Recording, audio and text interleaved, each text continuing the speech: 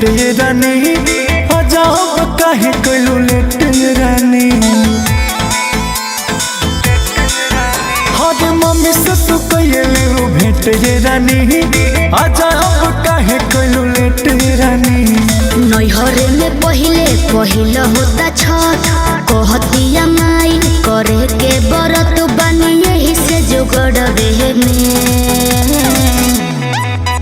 असुरख दे दे के विचार राजा जी हमार आजा नई हरवे में असुरख दे दे के विचार राजा जी हमार आजा नई हरवे में।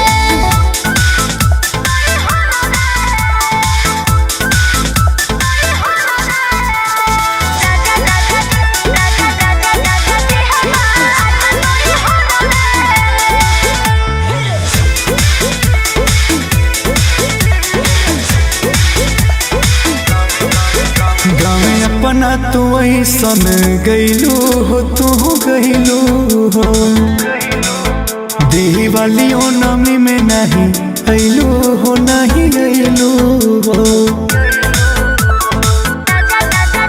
गाँव अपना तू ऐसन गइलू हो तू गइलू हो दिवाली नमी में नहीं अइलू हो नहीं अइलू हो। ससुरा से आइल बानी साल भर के बाद रहे रहुए घरवे में असुरख दे दे के विचार राजा जी हमार आजा नई हरवे में असुरख दे दे के विचार राजा जी हमार आजा नई हरवे में।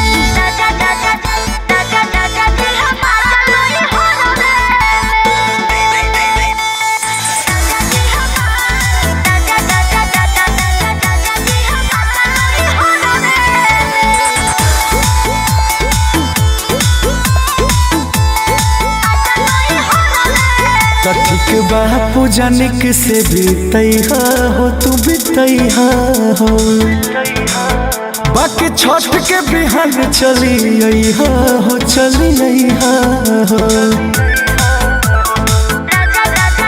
ठीक बापू जानिक से बीतैहा हो तू बीतैहा हो बाकी छठ के बिहान चली अइहा हो चली अइहा हो।